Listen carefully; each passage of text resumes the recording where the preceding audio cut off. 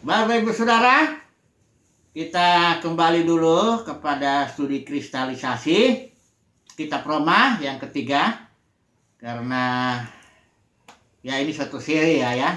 Jadi kristalisasi itu suatu studi yang mencoba mengambil ya tema-tema utama dari kitab Roma saja. Jadi kita akan perhatikan hanya kitab Roma. Nah, kitab Roma kita tahu bahwa ini suatu kitab yang mengungkapkan kebenaran Elohim yang hanya bisa didapat melalui iman atau oleh iman. Tapi definisi iman jangan salah ya. Nah, nanti kalau salah ini definisi imannya, maka ya nggak dapat jangan-jangan kebenaran Elohimnya. Mari kita lihat definisinya. Ini saya sudah singgung dalam bagian pertama definisi iman. Di sini dikatakan bahwa istilah Yunani dari iman kepada iman itu pisteos eis pistin. Itu tidak bisa diterjemahkan hanya iman ya.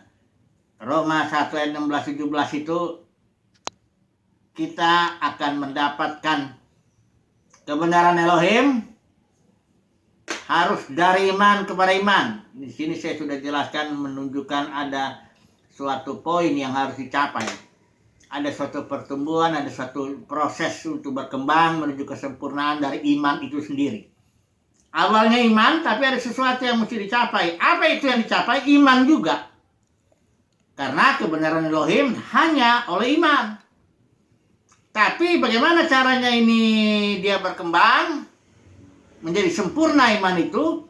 Yakobus memberikan jawabannya. Cukup bagus uraian Yakobus itu, bahwa iman yang ada haruslah menghasilkan perbuatan. Kalau tidak menghasilkan perbuatan, maka iman ini sudah mati. Ini nggak benar. Ya, kita tahu iman itu definisinya adalah iman itu datangnya dari firman Tuhan, dan iman itu sendiri adalah energi Kristus. So, kalau energi itu berarti suatu kemampuan untuk melakukan usaha. Orang yang mendapat iman yang benar, karena firman maksudnya, itu pasti dia akan melakukan satu kemampuan. Jadi dia mendapat kemampuan untuk melakukan usaha. Usahanya berupa satu ketaatan apapun juga itu. Bisa berdoa, bisa percaya, bisa melakukan kerjaan ini, kerjaan itu, bisa melakukan apa saja yang timbul dari iman, ya. Jadi perbuatan yang timbul dari iman ini, itulah pada gilirannya menyempurnakan iman yang ada. Jadi dia muter. Nanti iman yang ada ini udah naik dia kan? Iman yang ada ini juga akan menghasilkan perbuatan ketaatan.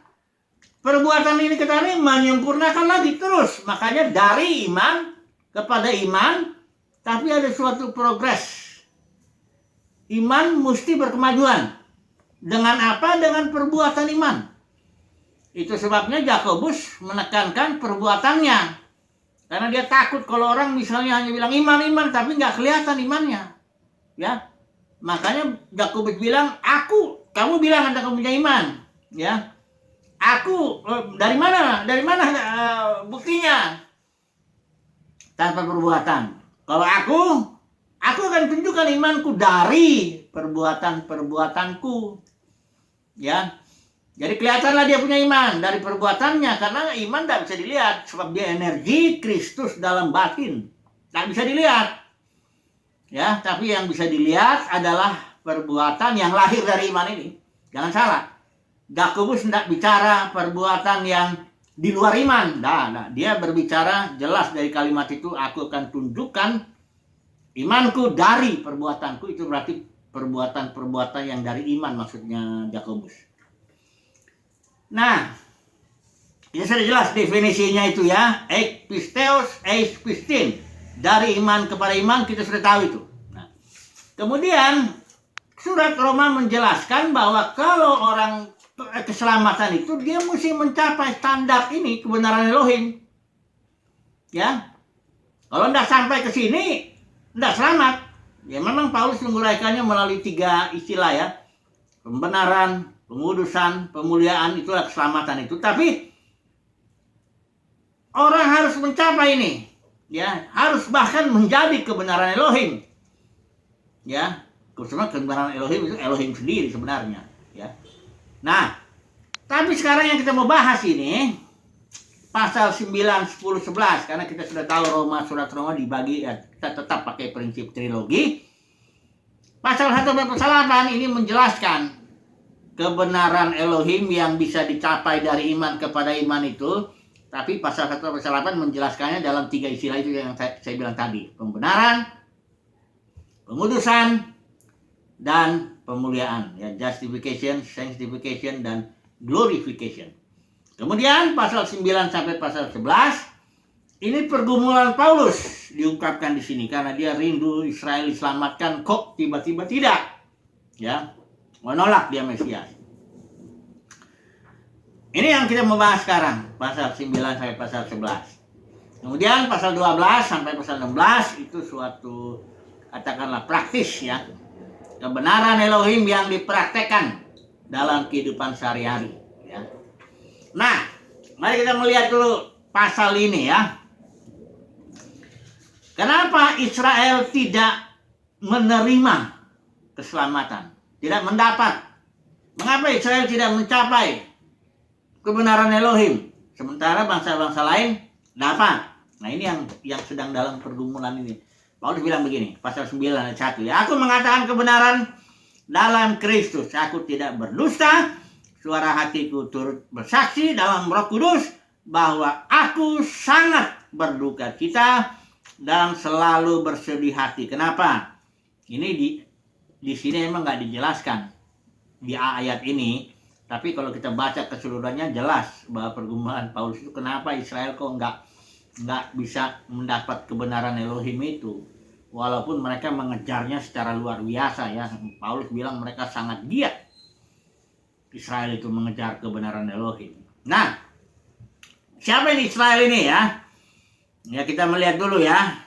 Israel itu adalah orang bangsa yang sudah diangkat menjadi anak. Ayat 4 ini, ya. Kemudian mereka telah menerima kemuliaan.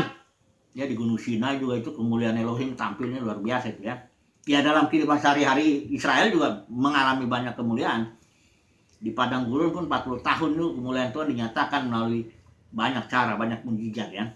Kemudian mereka juga mendapat perjanjian-perjanjian karena mereka memang keturunan Abraham, toh. Ada perjanjian Abraham, Ishak, Yakub itu nenek moyang mereka itu. Terus mereka mendapatkan banyak perjanjian-perjanjian. Juga hukum Taurat. Ya, kita tahu ketika, ya, Tuhan berharap, ya, dengan Israel itu mentaati hukum karena iman, dia bisa mencapai. Nanti kita lihat. Kemudian ibadah, ya, karena di Israel sudah bikin kan kemah sucinya, peraturan-peraturan semuanya lah, janji-janji sudah, ya. Bahkan mereka adalah keturunan bapa leluhur yang menurunkan Mesias dalam keadaannya sebagai manusia. Jadi udah luar biasa nih bangsa Israel ini, ya, bangsa pilihan Tuhan, ya. Tapi kenapa? Makanya ayat 6 Paulus bilang, akan tetapi firman Allah tidak mungkin gagal. Nah, kemudian Paulus menjelaskan, lah. Dia bergumul, Israel tidak terima, ya, dia mengejarnya. Ya, secara garis besar Paulus menjelaskan bahwa Israel itu nggak dapat karena dia mengejarnya dengan melalui ketaatan kepada hukum, bukan melalui iman. Tapi pelan-pelan dulu, ya, ini Paulus ngejelasin dulu kok begitu, ya, kok Israel nggak menerima, kenapa? Nah, barulah dia jelasin di sini. Tidak semua orang Israel adalah orang Israel, ya. Tidak semua orang yang berasal dari Israel adalah orang Israel. Paulus menjelaskan gini, karena dikatakan di sini artinya Abraham bilang, Tuhan bilang kepada Abraham, yang berasal dari Ishak yang akan disebut keturunanmu. Artinya anak-anak perjanjian itulah keturunan yang benar daripada Abraham. Jadi bukan keturunan jasmani aja, ya, tapi keturunannya perjanjian. Kemudian Paulus lebih menjelaskan lagi, maksudnya apa ini, ya. Lebih terang lagi dia kasusnya itu Ishak itu yang Ribka punya anak dari Ishak. Ribka ini punya anak Esau dan Yakub, ya. Tiba-tiba Tuhan bilang begini, aku mengasihi Yakub membenci Esau. Jadi di sini Paulus sedang menjelaskan bahwa keturunan Abraham yang benar itu adalah keturunan yang karena kedaulatan Tuhan dipilih. Sebab ini anak-anak itu tadinya belum si Esau dan Yakub masih dalam bayi, udah disebut begitu. Jadi nggak ada usaha bukan tergantung usaha orang, bukan tergantung bagaimana penampilan manusia itu. Tuhan sudah pilih Yakub, titik, itu aja. Dasarnya apa? Ya dasarnya karena Tuhan berhak berdaulat. Makanya di sini ada orang membantah, ya kalau gitu, kalau semuanya sudah Tuhan tetapkan, Tuhan pilihkan, ya kalau ada Israel melawan, ya wajarlah, ya siapa yang bisa melawan kehendak Tuhan? Kira-kira begitu nih, ada yang mengadukan begitu. Paulus menjawabnya begini, siapa kamu manusia mau protes sama Tuhan? Bukankah penjunan itu yang bikin itu? Karena lihat itu, bukankah penjunan berhak? Ini sini Paulus menekankan haknya Tuhan, kedaulatan Tuhan. Sebagai penjunan dia boleh mau bikin bejana yang satu untuk benda belas kasihan, yang ini untuk benda kemurkaannya, boleh saja. Jadi Paulus di sini menjelaskan bahwa kenapa Israel itu tidak menerima atau tidak mencapai kebenaran Elohim, ya karena Tuhan tidak pilih. Sebagian nanti dulu ya, jangan buru-buru ya. Karena nanti kita lihat bahwa seluruh Israel selamatkan nanti. Tunggu dulu sebentar. Yang jelas pergumulan Paulus ini terjawab. Dia bingung kenapa Israel sebagai teman sebangsaku enggak terima saat ini. Jawabannya yaitu karena Tuhan oleh kedaulatannya hanya memilih sisa, dikatakan di sini hanya sisanya. Pasal 27 pasal 9 ayat 27 ya. Dan Yesaya berseru tentang Israel, sekalipun jumlah anak Israel seperti pasir di laut, namun hanya sisanya akan diselamatkan. Artinya ada suatu sisa di zaman ini ya. Menurut pilihan kasih karunia, itu sisanya inilah yang dipilih oleh Tuhan. Ditetapkan untuk bisa mencapai kebenaran Elohim melalui iman. Karena mencapai kebenaran Elohim melalui iman ini kasih karunia ini. Karena begini ya, semua manusia di surat Roma dijelasin, semua manusia sudah mati. Ada di dalam kuasa dosa, nggak bisa lagi dengar. Orang masih sudah tahu ya. Tidak bisa lagi mendengar, tidak bisa lagi berpikir, tidak bisa lagi merespon, pokoknya udah mati lah. Nah, kalau orang mati itu mendengar firman Tuhan, ya, itu karena kasih karunia. Kalau saudara dan saya sekarang bisa mendengar Injil, merespon maksudnya, dengan percaya, itu karena kasih karunia sudah diberikan kepada kita. Kalau tidak bisa. Karena saya tanya dulu, kenapa ini manusia di dunia ini sekarang ini ada kurang lebih hampir 7 miliar ya? Kalau dipikir-pikir berapa lah yang mau merespon terhadap Injil ini, ya? Jawabannya sebenarnya sebenarnya karena memang gak dipilih Tuhan, gak dapat kasih karunia untuk bisa mendengar. Bukan karena Injil ini gak berkuasa. Kalau Tuhan mau, ya bisa sekali aja mendengar semuanya. Apalagi di zaman teknologi informasi ini, Injil dengan mudah bisa saja. Tapi Tuhan gak mau. Kenapa? Nah, ini juga kita lihat di Israel ini. Kenapa kok Israel hanya dipilih untuk zaman ini ya, hanya sedikit sesuai kasih karunia-Nya. Kenapa? Nah, baru Paulus bilang jawab sini. Ini di pasal yang ke-11 ya. Kita langsung loncat dulu sebentar. Pasal 11 dia membukakan suatu misteri, rahasia. Ini pasal 11 ayat 25. Saudara-saudara, supaya kamu jangan menganggap dirimu pandai, aku mau agar kamu mengetahui rahasia ini. Perhatikan nih.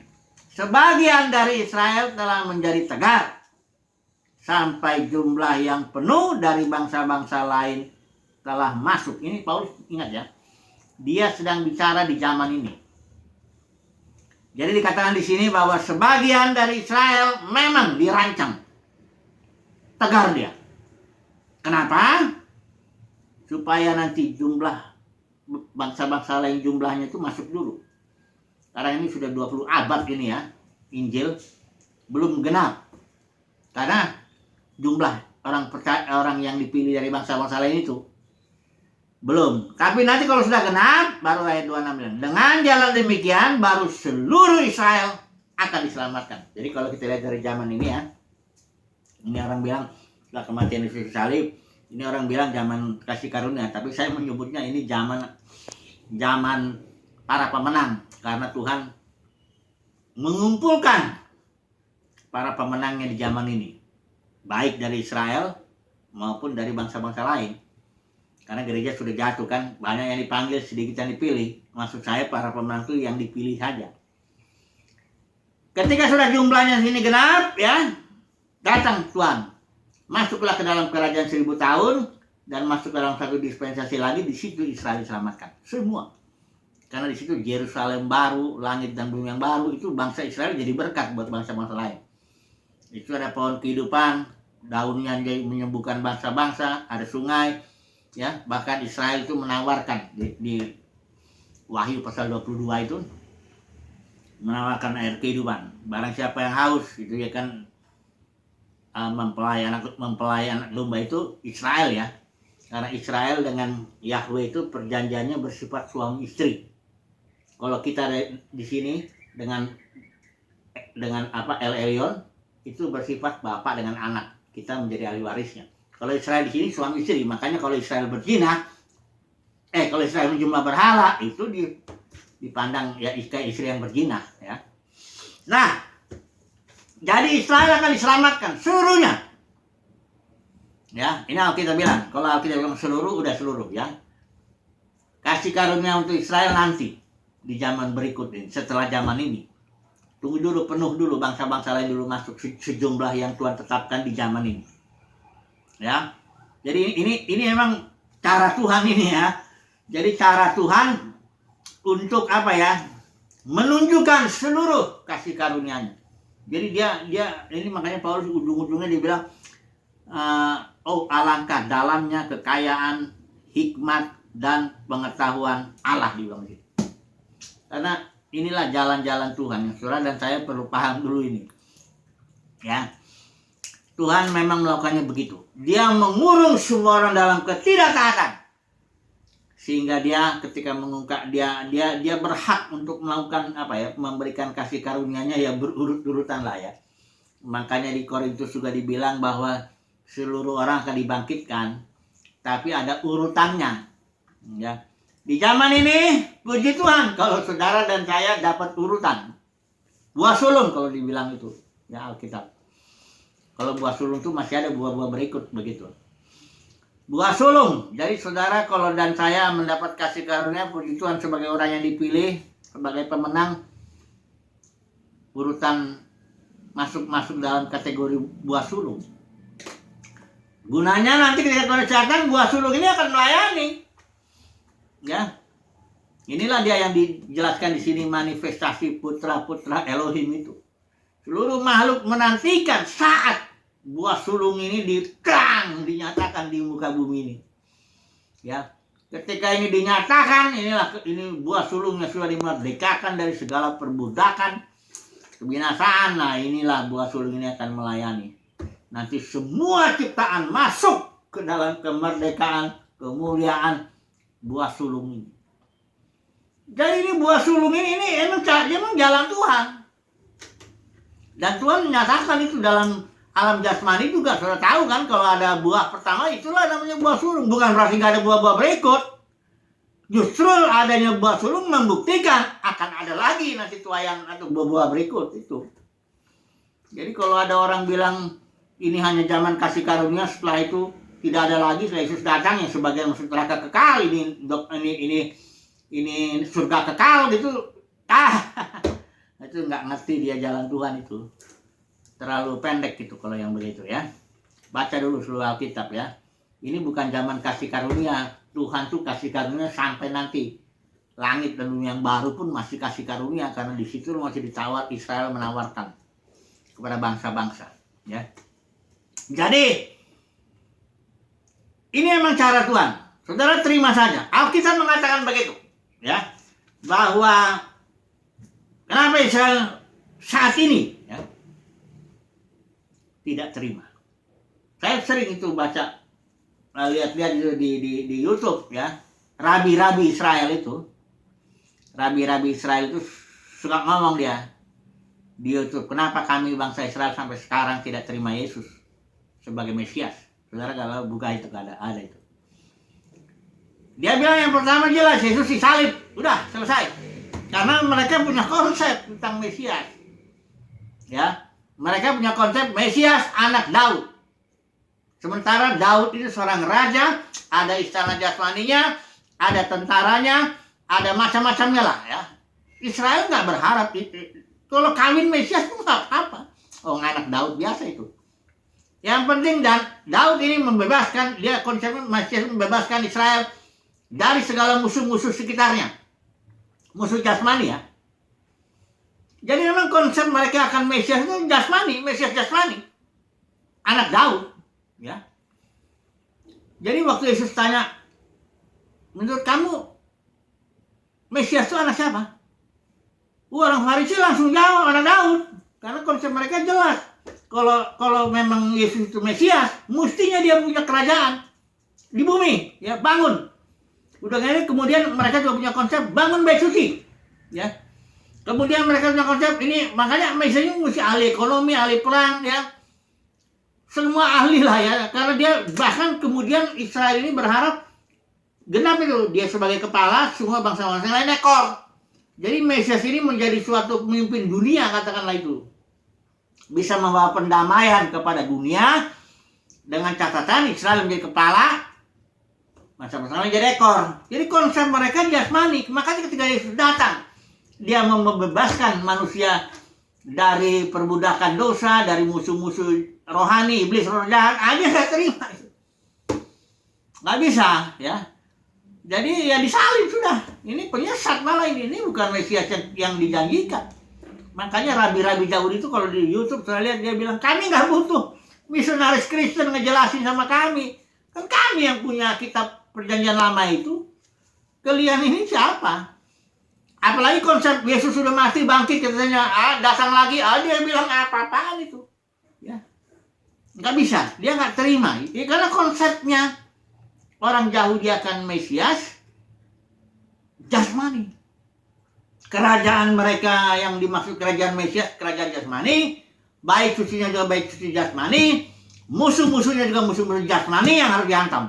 Sementara Yesus datang, konsepnya kerajaannya kerajaan sorga, baik sucinya itu baik suci gereja, baik tubuh Kristus itu, udah gitu musuhnya iblis roh jahat. Ini nggak bisa diterima. Disinilah konfliknya. Saya akan tutup kesimpulan ini mengenai konsep yang membuat orang Yahudi menolak Mesias itu sama. Sekarang ini pun terjadi. Konsep dalam dunia kekristenan akan Mesias itu juga kadang jasmani. Bukan kadang, memang karena pengajarannya jasmani. Suksesnya sukses jasmani. Saya sering itu ngelihat khotbah apapun juga ayat-ayatnya dikutip. Ujung-ujungnya sukses yang dimaksud itu. Sampai ada orang komen, dia bilang saya beriman, dapat rumah begini. Aduh, ini guru palsu ini. Menggunakan kasih karunia Tuhan, kebaikan Tuhan untuk kesuksesan jasmani ini. Jadi banyak orangnya, sebenarnya Tuhan Yesus itu bukan mau bangun, bukan berarti dia nggak peduli dengan yang jasmani, bukan. Asal ada makanan dan pakaian cukup. Tuhan bilang, engkau nggak usah khawatir lah soal makan minum, burung di udara apa semuanya. Tapi aku bukan mau bangun kerajaan jasmani, tapi kerajaan sorga dalam batin, Christ in you. Ya, the kingdom of God is within you. Di dalam ini, membangun ini, yang jasmani ini, nah kalau ini dijadikan fokus, nah itu dia. Banyak orang kecewa sebenarnya sama Tuhan. Kok saya udah ikut Tuhan kok begini. Apalagi dalam dunia kekristenan persaingan melulu. Ya, karena untuk membuktikan saya diberkati ya. Mana buktinya? Ini orang Kristen kan begitu kan. Kau diberkati, mana buktinya? Berapa jemaatmu? Ada gedungnya enggak? Kau terkenal enggak? Engkau semuanya. Betul kan? Sehat enggak engkau? Banyak masalah enggak keluargamu? Kalau keluarga banyak masalah, kau nggak benar itu. Kau nggak diberkati. Ini jasmani. Konsep yang begini inilah yang membuat kayak orang Yahudi juga. Sebenarnya banyak orang ini, orang Kristen kalau ditanya itu semua barangkali dia nolak. Nggak sungguh-sungguh percaya Yesus gitu loh. Karena ternyata Yesus itu mengecewakan. Ya, seperti Yesus ditolak oleh bangsa Yahudi, demikian juga sekarang ini Yesus ditolak oleh dunia kekristenan. Seandainya lah ya misalnya. Yesus datang secara jasmani ini barangkali banyak. Ya, saudaraku ya. Dalam perjanjian lama berkat jasmani, betul. Dalam perjanjian baru Efesus 1:3 berkatnya rohani. Ya. Jadi kesimpulannya beginilah, ya. Hati-hati dengan konsep kita tentang Mesias. Tentang Tuhan lah ya. Kalau konsep kita jasmani itu sama dengan orang Yahudi. Itulah yang membunuh Yesus. Itu makanya saya berkali-kali bilang hati-hati dengan guru palsu. Guru palsu itu khotbahnya udah ujung-ujungnya duit, segalanya tuh bukti-bukti apapun itu yang jasmani semua. Ya. Hati-hati dengan itu, ya. Jadi kita harus punya konsep spiritual. Tuhan sedang membangun kerajaannya di dalam batinku. Pengenalan akan Tuhan itu bersifat batiniah. Ya, saudara dan saya tidak perlu buktikan apa-apa sama orang. Kalau orang tidak bisa ngelihat sesuatu dalam diri kita, nggak apa-apa. Orang bilang kita begini nggak apa-apa. Apa urusannya saya dengan dia? Ya, saya nggak perlu buktikan apa-apa sama orang. Karena memang kau tidak akan tahu. Ya, Alkitab sudah bilang dunia kekristenan, dunia kekristenan itu nggak mengenal Tuhan. Nggak kenal. Karena apa? Dunia kekristenan saat ini melihat yang jasmani. Sementara Alkitab bilang berkat itu spiritual dalam batin, jadi nggak mungkin. Nggak usah saudara buktikan. Dan memang nggak perlu. Biarlah nanti ketika Tuhan Yesus datang, disitulah dia akan terus terang. Mana hambanya, mana yang bukan, ya, mana yang cari Tuhan, mana yang cari uang aja, jabatan aja, kemuliaan manusia, mana yang semuanya jelas. Sabar aja ya, Bapak Saudara ya. Jadi kesimpulannya, hati-hati dengan konsep kita. Semoga ya, saya yakin kita umat pilihan Tuhan pastilah spiritual lah konsepnya. Ya, pastilah konsepnya mengenal Tuhan batinnya. Puji Tuhan, haleluya, amin.